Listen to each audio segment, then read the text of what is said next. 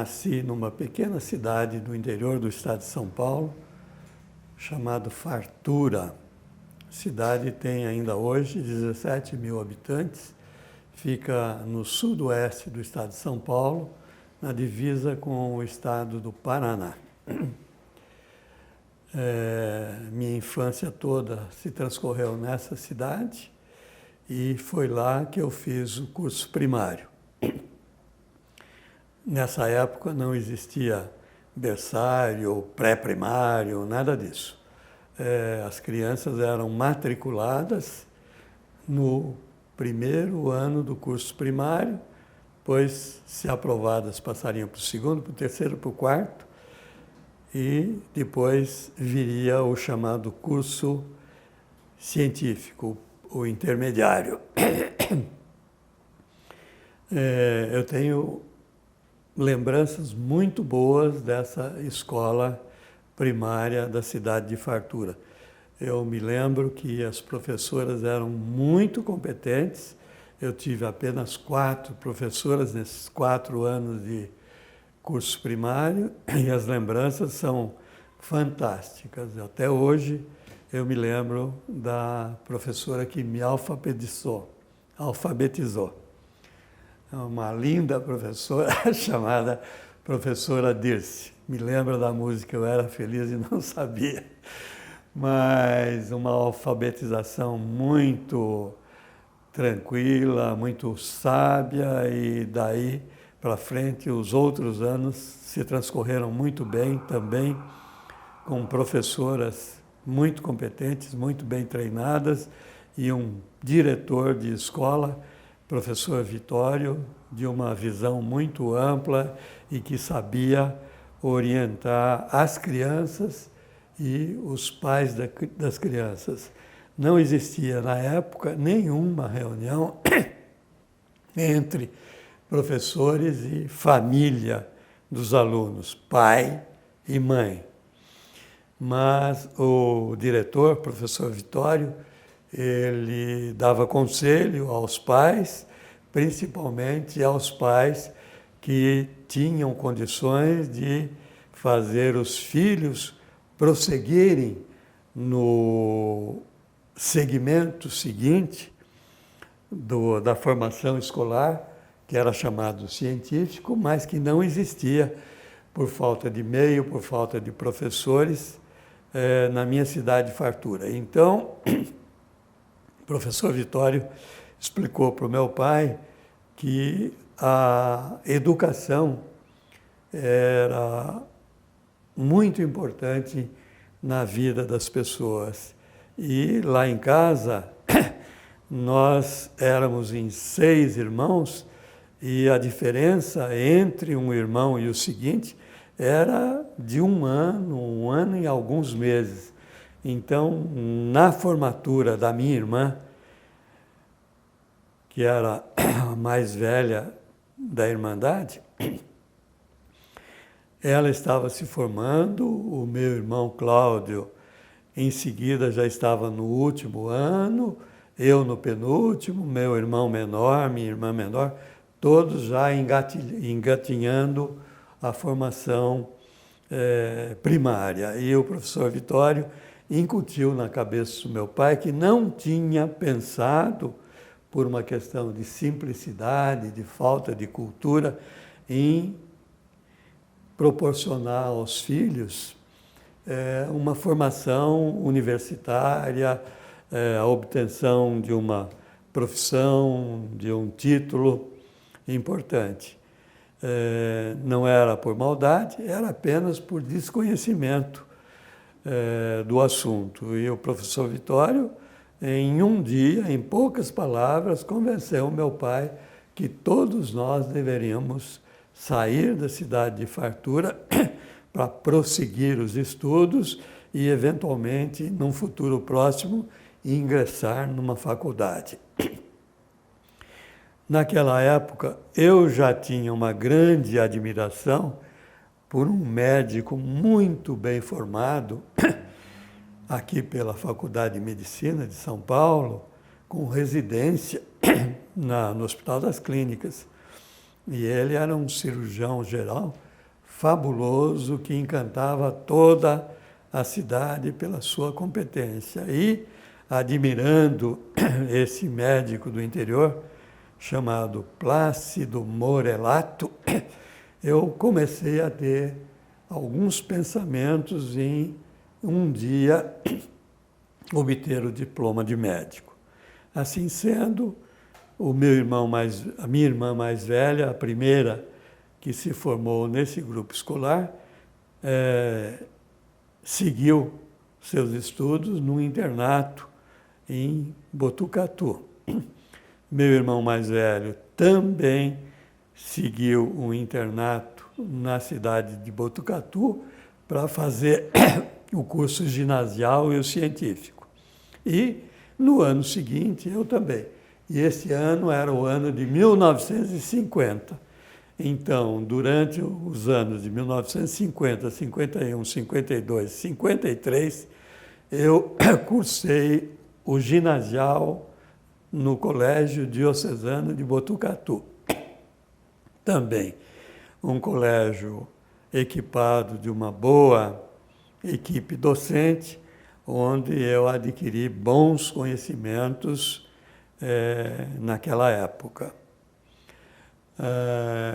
Findo o curso ginasial em Botucatu, eu fui transferido por escolha dos meus pais para um colégio, o Colégio Arquidiocesano, aqui em São Paulo, onde eu fiz mais 3 anos no regime de internato. Eu morava dentro do colégio, me alimentava, enfim, a vida toda era de um interno no Colégio Arquidiocesano, onde eu tive um curso chamado científico, preparatório para o vestibular, fantástico, professores realmente muito capacitados, e tenho boas lembranças do Colégio Arquidiocesano, que permitiu a mim ingressar na Escola Paulista de Medicina com um preparo extracurricular chamado cursinho de apenas 6 meses.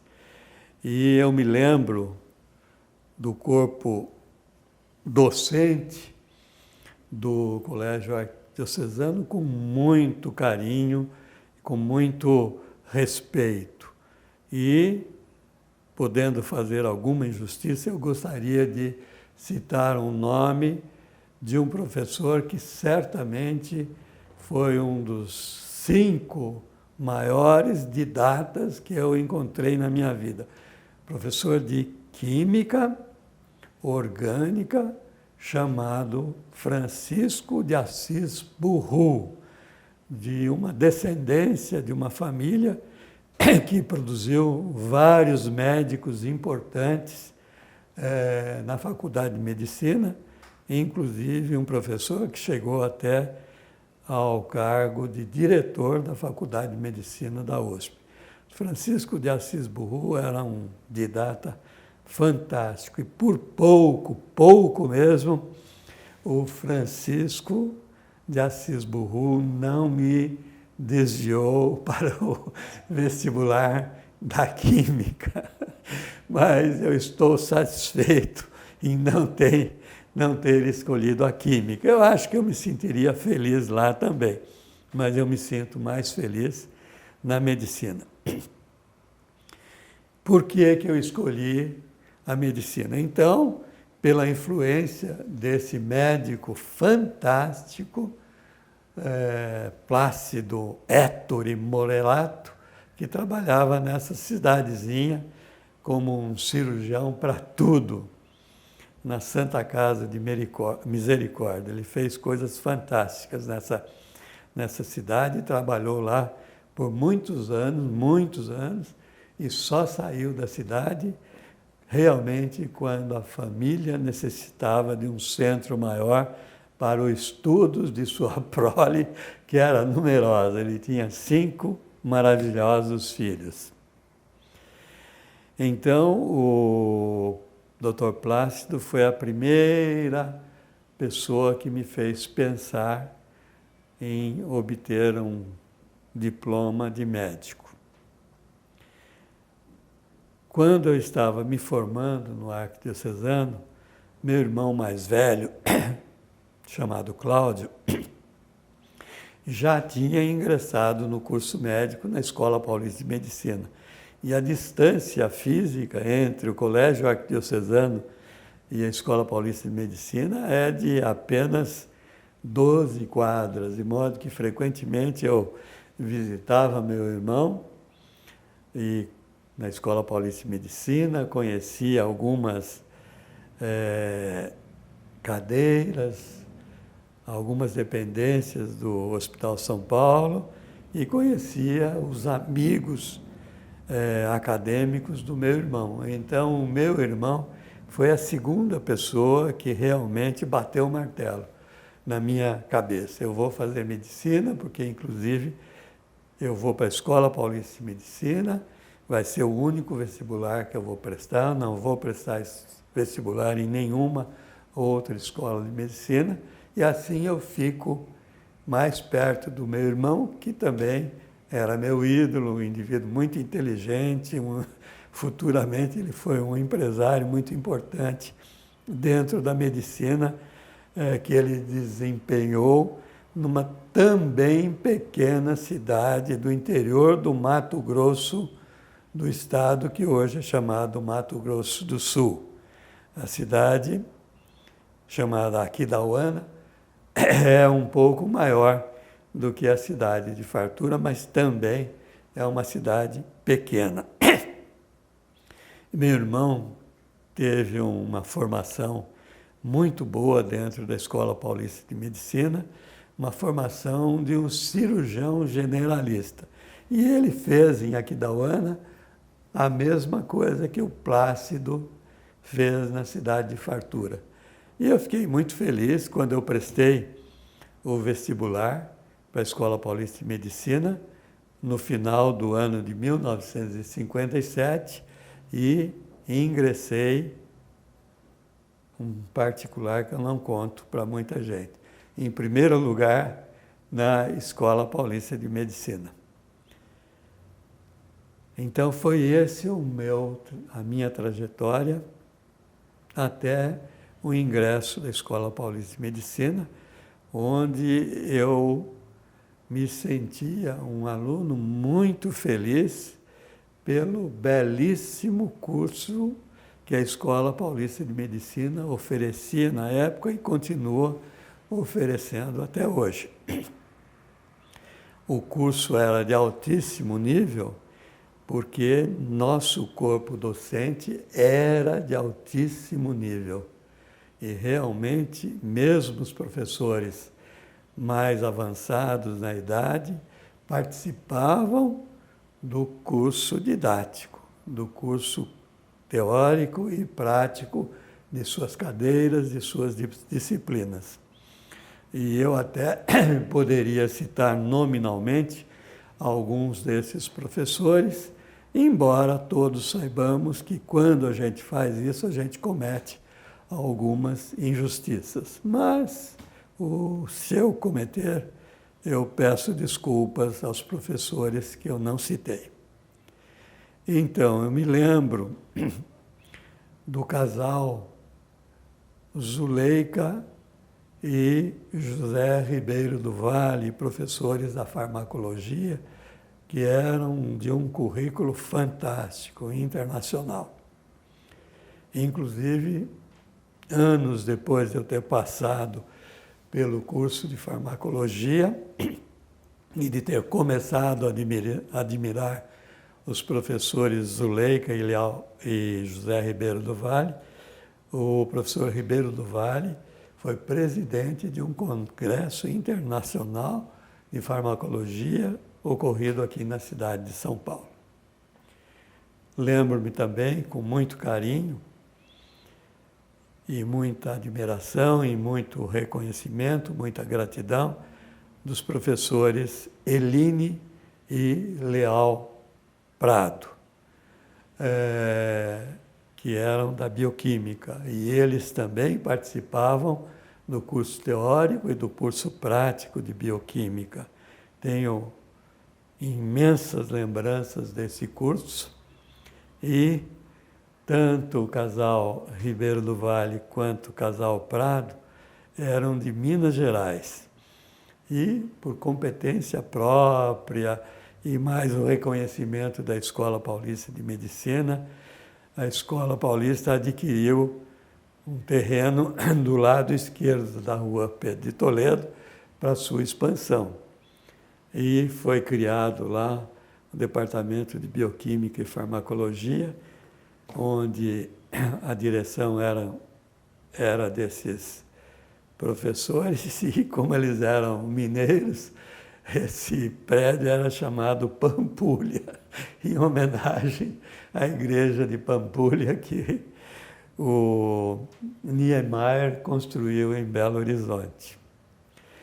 Me lembro também do professor Walter Lezer, um professor competentíssimo que era responsável pela disciplina de estatística e também, no avançar do curso médico, ele era o professor de epidemiologia. Olha, realmente as aulas do professor Lezer, os seminários que o professor Lezer programava para os alunos eram fantásticos, eram assim, de deixar os alunos de boca aberta. Nós aprendíamos muito. Marcos Lindenberg, na cadeira de patologia geral, professor Otto Bier, na bacteriologia, fantástico professor Otto Bier também. Na área clínica, no terceiro ano em diante, me lembro das belas aulas do professor Gebara na propedêutica, do Ilho Ramos Sustovich na propedêutica, na cardiologia, o grande professor Horácio Quinice Melo, pneumologia, o professor Otávio Ribeiro Rato, na gastroenterologia, professor Macir de Pádua Vilela, Dr. Rubens Guimarães, na hematologia, professor Marcelo Pio da Silva, na nefrologia, professor Oswaldo Ramos, professor Oswaldo Horácio Eisen, professor Barreto, Henrique Calmon de Paulo Barros Barreto, um excelente professor que foi meu supervisor quando era residente de terceiro ano, estava me preparando para meu doutoramento e para uma bolsa de Visiting Fellow na Universidade de Colômbia, que eu consegui fazer no ano de 1968 e 69. Na área de cirurgia, nós tivemos o professor Jesus Panchacon, professor Pedro Faria, pediatria, o grande professor Azarias de Carvalho, que acabou sendo o paraninfo da minha turma, uma lembrança muito grata, nós somos muito gratos à competência, à dedicação e à delicadeza do professor Azarias de Carvalho. Professor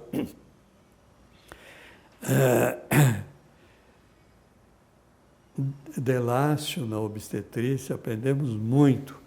Então, eu estou fazendo a citação desses queridos professores que tiveram uma importância máxima na minha formação durante o curso de graduação na Escola Paulista de Medicina. Mas eu queria realçar de uma maneira mais alongada uma figura que teve uma importância muito grande na Escola Paulista de Medicina, uma figura muito modesta, muito humilde, mas de um valor incomensurável. Essa pessoa chama-se João Marques de Castro. O professor João Marques de Castro era irmão do professor Nilceu Marques de Castro, que era o titular da histologia, junto com o professor Sasso. O professor João Marques de Castro foi graduado pela Faculdade de Medicina da Universidade de São Paulo no ano de 1935. A Escola Paulista de Medicina foi fundada no ano de 1933. E a Escola Paulista de Medicina tinha um laboratório central desde o início, que foi evoluindo, satisfazendo as necessidades de um hospital e de uma escola de medicina. E quando o Hospital São Paulo foi construído, no ano de 1940, o professor João Marques de Castro, que trabalhava na disciplina, na cátedra de Patologia Geral do professor Marcos Lindenberg, foi chamado para chefiar o laboratório central do Hospital São Paulo. E assim ele fez com uma competência extraordinária durante 20 anos. Ele trabalhou como chefe do laboratório do Hospital São Paulo, de 1940 até 1960, quando ele faleceu precocemente. Dr. João Marques de Castro sofria uma infecção renal por uma bactéria que era resistente aos pouquíssimos antibióticos disponíveis na época. Assim sendo, ele foi tendo durante mais de 20 anos crises de pielonefrite que foram progressivamente destruindo o rim.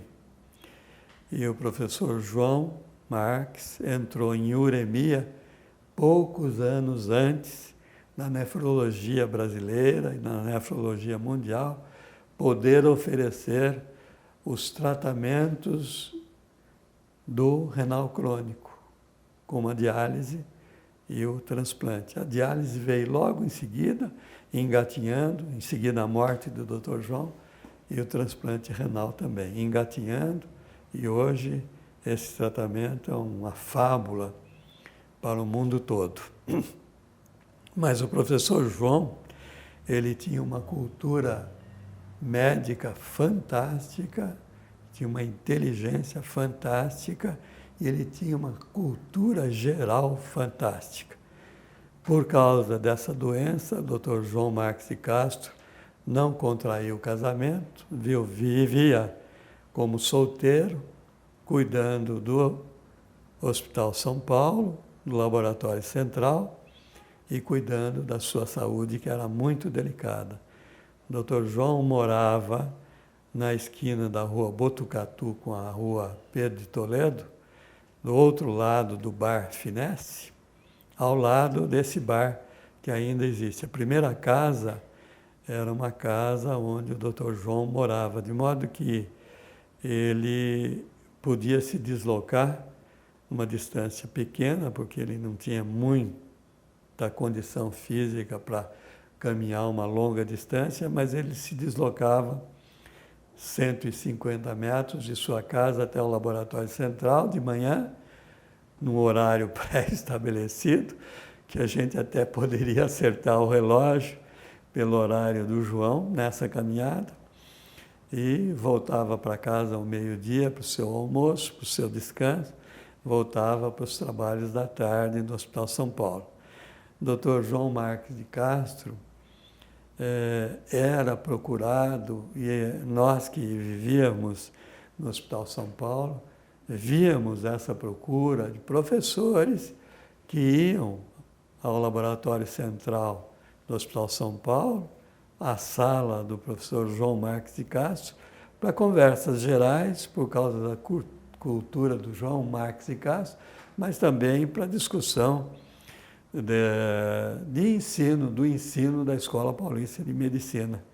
E certamente o João Marques de Castro participou das inúmeras mudanças para melhor que outros professores promoveram na Escola Paulista de Medicina. Eu, pessoalmente, vi várias vezes, o professor Jairo Ramos abrindo as portas do hospital, do laboratório central para essa conversa com o João Marques de Castro. Vi também o professor Matos Pimenta fazendo o mesmo em conversas que demoravam 30 minutos, 1 hora, e a gente sabia que eram conversas importantes. A cabeça do professor João Marques de Castro era tão aberta que ele oferecia um curso de laboratório central aos alunos do 2º ano da Escola Paulista de Medicina. E esse curso era oferecido a 20 e poucas pessoas, num horário extracurricular, que não colidia com os cursos que os graduandos da escola médica tinham pela frente, e o curso tinha uma duração de 100 horas. E era importantíssimo para o nosso currículo, porque seguramente os alunos que cursavam esse laboratório, esse curso de laboratório do João Marques de Castro, adquiriam mais conhecimentos que os alunos que não tinham condições de realizar o curso do João Marques de Castro. Eu andei fazendo uma pesquisa na internet a respeito do professor João Marques de Castro.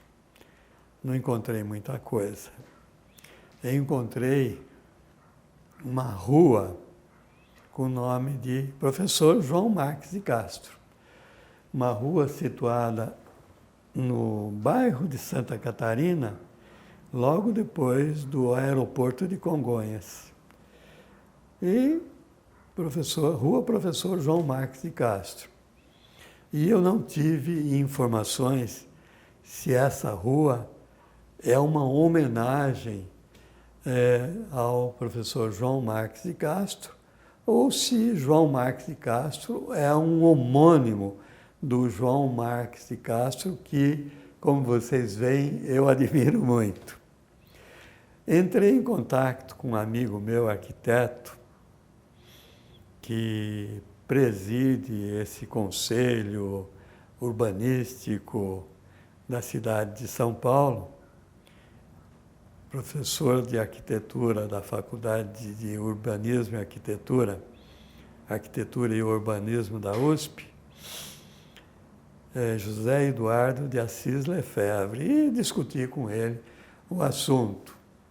Como ele cuida do patrimônio cultural e histórico da cidade, eu perguntei a ele se ele tinha alguma referência a respeito dessa rua, se ele conhecia de algum lugar de onde veio o nome dessa rua, se a rua era uma homenagem ao professor que eu estou homenageando aqui. E ele consultou alguns livros que ele tem na casa dele, inclusive um dicionário de ruas de São Paulo, e não encontrou nada. E eu tentei contato também com algumas seções da prefeitura e não obtive informação. Então, eu não sei se essa rua é uma homenagem ao professor João Marques de Castro. Eu espero que seja, vou continuar procurando, e ele é merecedor de uma homenagem como essa que está sendo feita e como a que eu estou fazendo a ele, inclusive com um senso de gratidão pessoal. Depois, quando eu passei para o 6º ano de graduação, já fui admitido à 2ª turma de residentes, e quando eu e minha turma nos graduamos, nós fomos a 3ª turma de residentes. A residência era muito pouco conhecida no país, de modo que na primeira seleção de residentes não houve candidatos de outras escolas médicas do país. Depois, no segundo ano de seleção, já apareceram alguns candidatos de outras escolas do país e, quando eu entrei para a residência com os meus colegas no primeiro ano, os candidatos de outras escolas do país já somavam 40%. 40%. E a residência é aquela maravilha. Ela impacta muito mais do que a graduação. O aprendizado é muito mais veloz, muito mais intenso do que na graduação. E os professores que nós tínhamos eram os mesmos da graduação, todos muito entusiasmados com a residência e sempre disponíveis para discussão, para conversa com os residentes. Além dos professores, nós tínhamos o primeiro ensinamento vindo dos R2 e dos R3. Foi uma maravilha de complemento à nossa formação médica, que já tinha sido muito boa. No terceiro ano de residência da clínica, nós podíamos fazer a opção por uma única disciplina. E eu fiz a opção pela disciplina de nefrologia. E, por uma certa simpatia pela especialidade e pelos professores. Como eu já citei, o professor Oswaldo Ramos, que era filho do professor Jairo Ramos, um enorme clínico brasileiro, professor Horácio Eisen, professor Henrique Paulo Calmon de Barros Barreto, que foi meu orientador durante o terceiro ano de residência, durante 6 meses, melhor dizendo, porque os últimos 6 meses da minha residência, foram realizados no departamento de bioquímica com os professores Leal Prado e Eline Prado.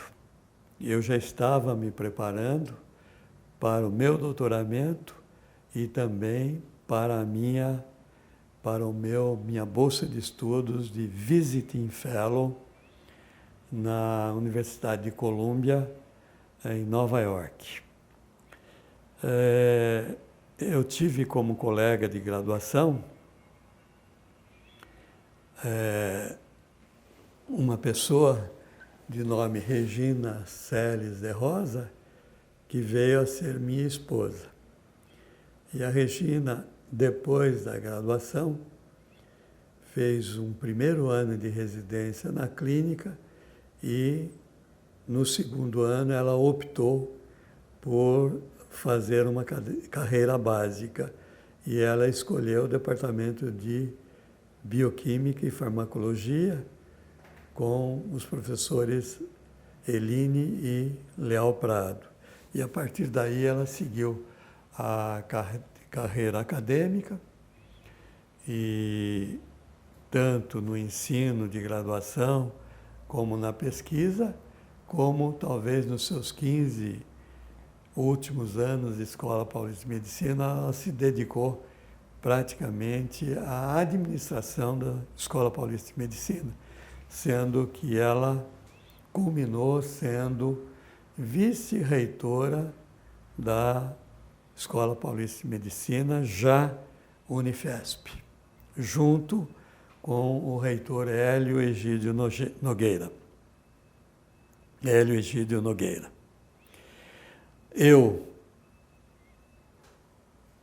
já tinha feito o meu doutoramento, cumpri meu Visiting Fellow na Universidade de Colômbia, universidade que foi escolhida para acomodar bem os interesses da professora Regina e meus, e foi realmente um período muito proveitoso de nossa formação.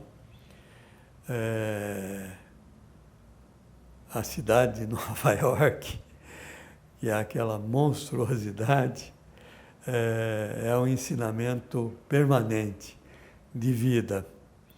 E nós conseguimos uma moradia dentro da ilha de Manhattan, a 12 quadras da Colômbia, do Centro Médico da Colômbia, que é o Presbyterian Medical Center, e às vezes nós caminhávamos a pé do nosso apartamento para o trabalho na universidade, e às vezes, principalmente no inverno, com muito frio, com neve, nós íamos de metrô.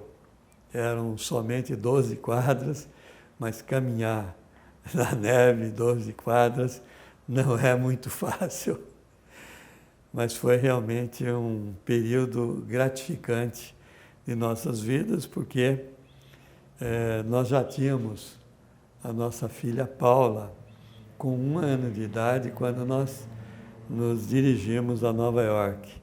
E a convivência de 1 ano e meio com a Paula lá em Nova York foi fantástica, e nós cuidamos muito bem da Paula nesse período, revezando-nos nos cuidados que a Paula necessitava. Foi muito feliz para todos nós. Então, chegando ao Brasil, eu retomei as minhas atividades na disciplina de nefrologia. A Escola Paulista já tinha se reestruturado em departamentos e disciplinas, e a Regina idem no departamento de Bioquímica e Farmacologia. Nessa época, os anos 70, princípio da década de 70, o MEC estava exigindo um certificado de mestrado e ou doutorado em disciplinas, em departamentos que já tinham obtido o consentimento do MEC para seus cursos de pós-graduação. Então, a pós-graduação iniciou muito lentamente nas cadeiras básicas, mas depois de 2 ou 3 anos, as disciplinas clínicas começaram a ver que era importante obter o credenciamento também para a mesma finalidade, para facilitar a progressão dos professores na carreira universitária. Então, a disciplina de nefrologia, mais a de pneumologia e outras disciplinas das áreas clínicas, e depois as disciplinas e departamentos cirúrgicos também entraram no processo de credenciamento, e uma após outra foram obtendo. E o nosso curso de pós-graduação, então, passou a ter vida a partir de 1974, 75. E foi uma outra novidade com um impacto ainda maior nas nossas vidas que a residência médica. É óbvio que eu não fiz o curso de pós-graduação, porque eu já era um professor avançado na disciplina de nefrologia, mas eu fui professor credenciado do mestrado e do doutorado em nefrologia, e com a técnica de microdissecção de túbulos que eu aprendi na Universidade de Colômbia, com um professor argentino muito cuidadoso, muito estudioso, muito cientista, chamado Jaime Coelho. Ele era argentino, mas era chamado Jaime Coelho, e não Conejo, como se fala em espanhol. Ele era Coelho, provavelmente colônia portuguesa que habitou a Argentina, como nós tivemos aqui no Brasil. Então, eu orientei alguns mestrados e alguns doutorados, e eu tive a felicidade de, em 1967, ter sido escolhido como paraninfo dos formandos em medicina. Foi um orgulho para mim, me deixou muito feliz, e eu sempre fui muito grato a esses alunos, então, formandos em medicina, com os quais eu ainda mantenho um vínculo de amizade muito grande. Um agradecimento e um reconhecimento a essa bela turma que eu paraninfei. Um grande abraço a todos vocês. Muitos que se tornaram professores da Escola Paulista de Medicina também. Por falar nisso, a minha turma médica forneceu uma quantidade muito grande de pessoas que posteriormente tiveram a carreira universitária e foram professores da Escola Paulista de Medicina. Eu poderia citar alguns nomes, espero não esquecer de ninguém. Então, a professora Regina, que é a minha esposa, professora do Departamento de Bioquímica e Farmacologia, professor Aron Jurkiewicz, que foi professor titular do Departamento de Bioquímica e Farmacologia, na área de farmacologia, professor Manuel Lopes dos Santos, também professor titular, diretor da Escola Paulista de Medicina e o grande impulso para a criação da Universidade Federal de São Paulo. Professor Manuel Lopes dos Santos, meu colega de turma.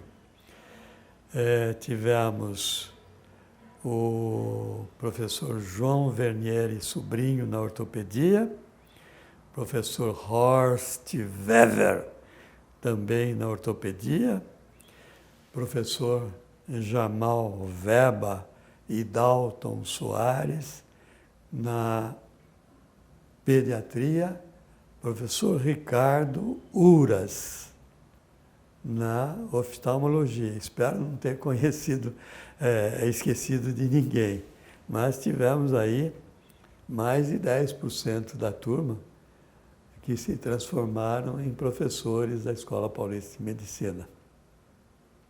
As turmas, nessa época, eram bem menores do que as atuais. Nós éramos 66 alunos.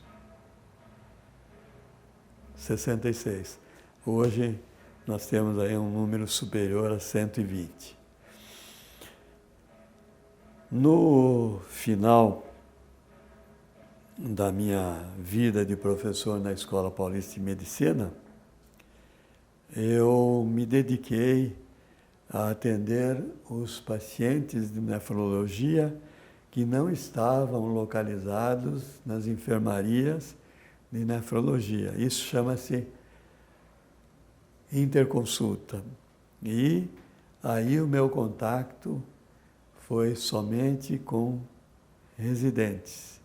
Os residentes me chamavam para orientar os casos nefrológicos do pronto-socorro, das enfermarias clínicas, em outras enfermarias que não a de nefrologia. e foi um contato muito gratificante. Foi novamente uma fonte de belas amizades, de conhecimento de belos profissionais, que me deixou muito feliz. E eu me aposentei, então, com essa atividade, no milênio. Me aposentei no milênio. E eu não queria cortar minhas raízes, meu cordão umbilical com a Escola Paulista de Medicina. Então, a disciplina de nefrologia me ofereceu a oportunidade que eu mantenho há 20 anos, que é uma reunião com os residentes da nefrologia, uma vez por semana, onde eles selecionam casos com algum interesse didático ou com alguma dificuldade para discutir comigo semanalmente. E é uma atividade muito gostosa, muito prazerosa, e eu não pretendo abandonar, a não ser por motivo de força maior. E no ano de 2002, eu fui contemplado com uma homenagem que poucas pessoas de atividade didática em nível universitário têm no Brasil e têm no mundo. Poucas pessoas. Em 2002, a história é essa, em 2002, o então chefe de disciplina, Sérgio Draibe, numa reunião administrativa da disciplina, aprovou a indicação do meu nome para um prêmio a ser dado a partir de 2002 ao melhor R4 de nefrologia.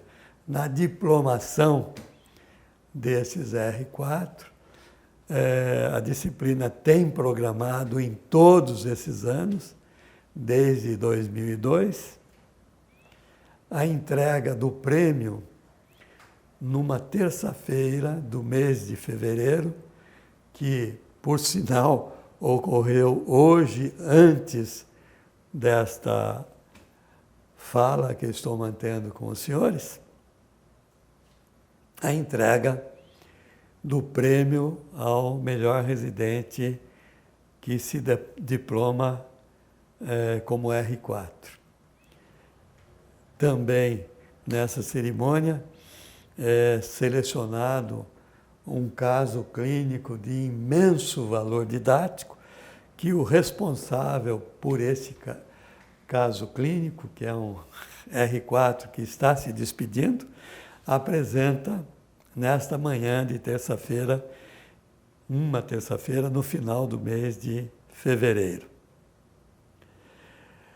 E hoje eu tive o prazer de passar por essa cerimônia, entreguei o prêmio Sérgio Stella para um brilhante residente, sendo que os companheiros dele também são pessoas muito brilhantes e vão desempenhar sua vida profissional de nefrologia com muita competência.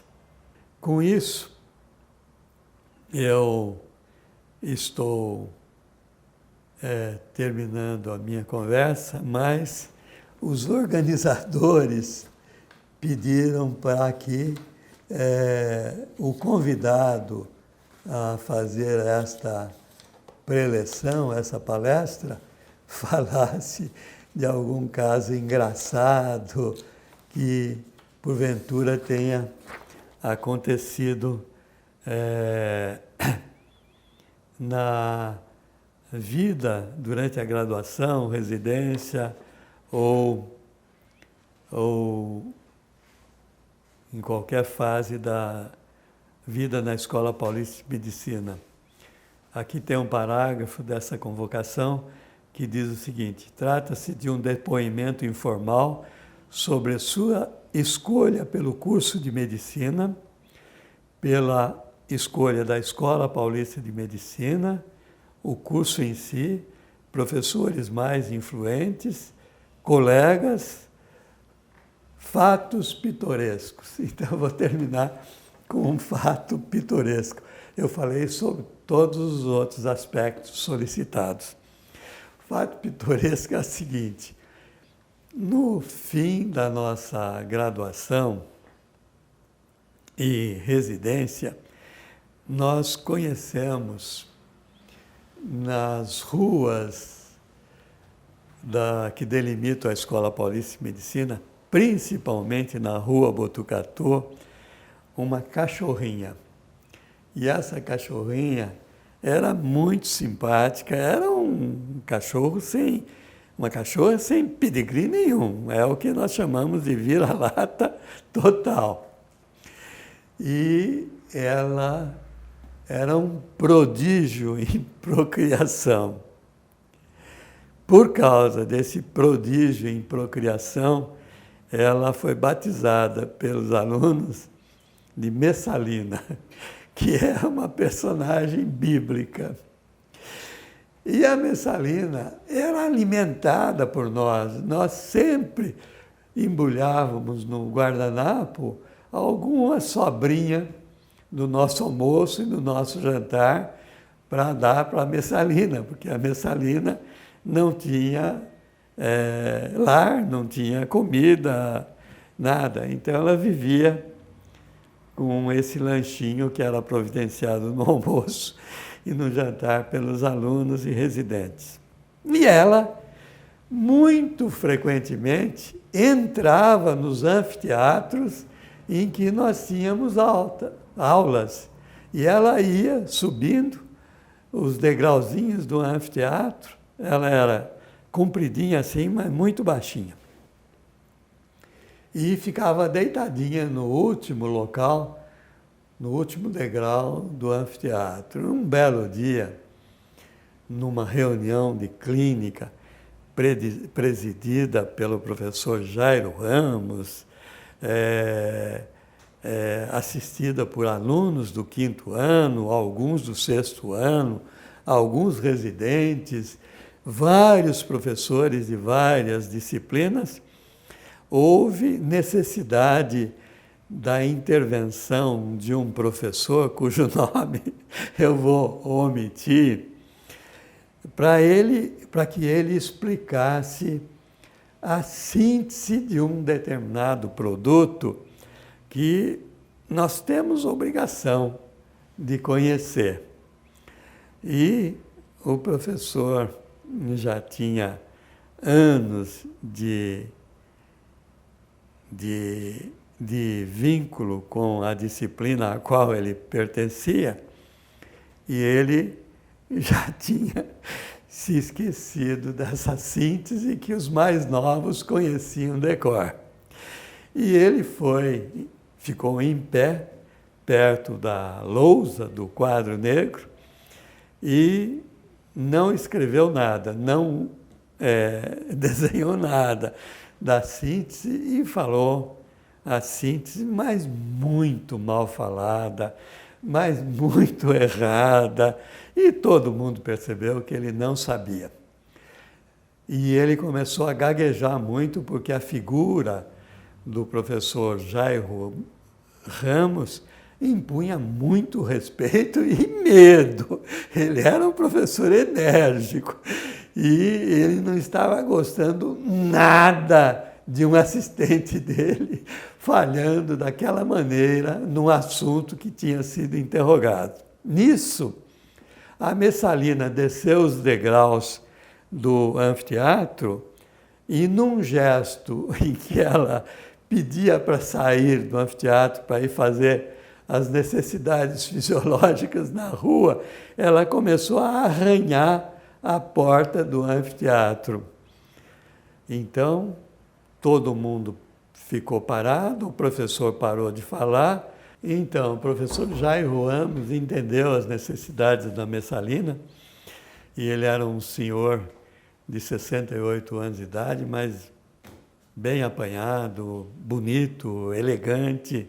E ele se levantou, foi até a porta do anfiteatro e olhou assim, num olhar dominante para todos os presentes e falou: professor fulano de tal, nem a Messalina gostou da sua explicação. Até logo, bom dia a todos. A Messalina saiu, ele saiu atrás e nós atrás dele. Esse é o fato engraçado que eu gostaria de registrar aqui nessa minha exposição. Então, a pergunta final que cabe é a seguinte: professor Sérgio Stella, valeu a pena? Sim, tudo que eu vivi, e posso responder também pela minha esposa Regina, tudo que nós vivemos, desde a graduação, residência, vida acadêmica, cargos que nós ocupamos na Escola Paulista de Medicina, escolhas profissionais, amigos que nós fizemos na graduação, na residência, pós-graduação, no corpo docente da Escola Paulista de Medicina, na vida pessoal, tudo valeu a pena. Na vida pessoal, meu casamento com a professora Regina se mantém até hoje, muito bem, graças a Deus. Nós tivemos um segundo filho, chamado André. E na fase de escolha profissional de ambos disseram a mim e a Regina que eles não queriam fazer medicina porque nós trabalhávamos muito. Então, a Paula é uma competente profissional na área de educação, muito feliz com a escolha que ela fez, e o André é um competente engenheiro florestal, que ambos trabalham mais do que eu e a Regina trabalhavam. E do casamento do André com a minha norinha Núbia, surgiram 2 lindos netos, Júlia, de quase 8 anos, e Vitor, de quase 13 anos de idade. E nós, então, estamos muito felizes com o que fizemos, com tudo o que aconteceu nas nossas vidas. Era isso. Muito obrigado.